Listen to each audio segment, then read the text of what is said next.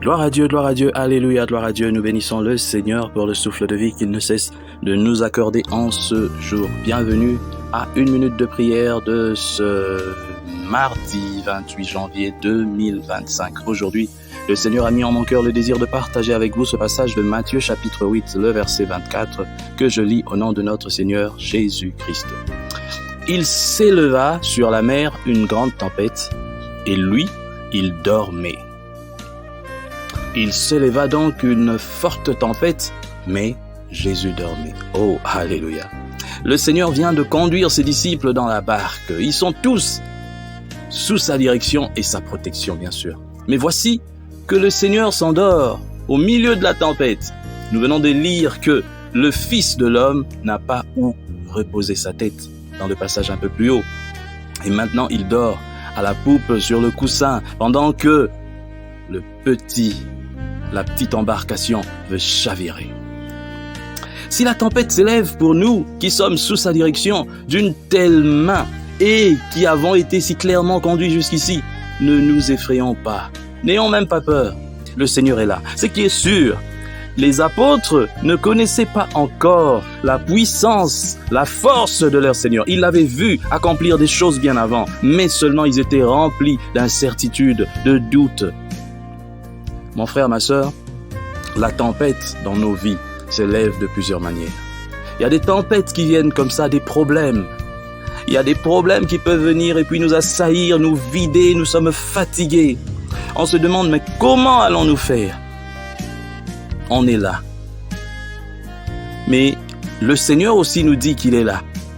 La tempête peut se lever dans ta vie. Des difficultés énormes. Tu ne sais plus par où passer. Tu sais même pas qui appeler. Tu te dis, oh Seigneur, je suis foutu. Regarde, j'ai des enfants qui doivent être nourris. J'ai l'école des enfants, je dois payer le loyer. Mais je ne sais pas comment faire.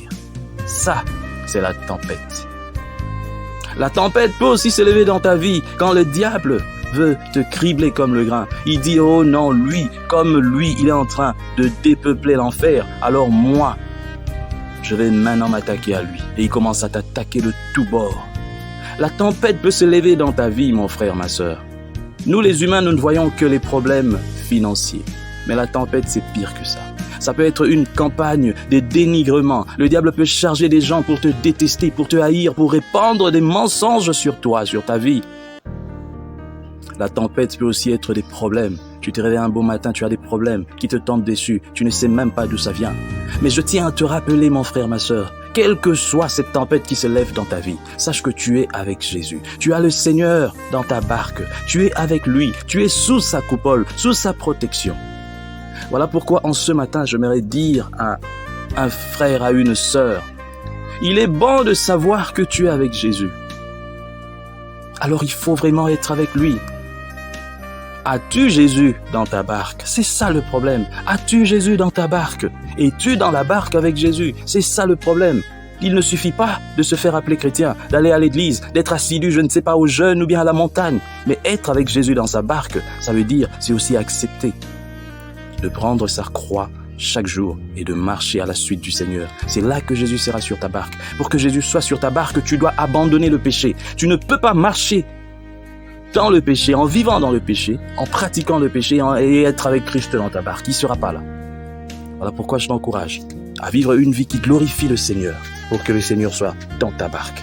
Je prie le Seigneur, Père éternel, Dieu Tout-Puissant. Aujourd'hui encore, je viens élever ton saint nom. Ensemble avec ton peuple, Seigneur, nous t'avons donné nos vies. Nous nous sommes confiés à toi.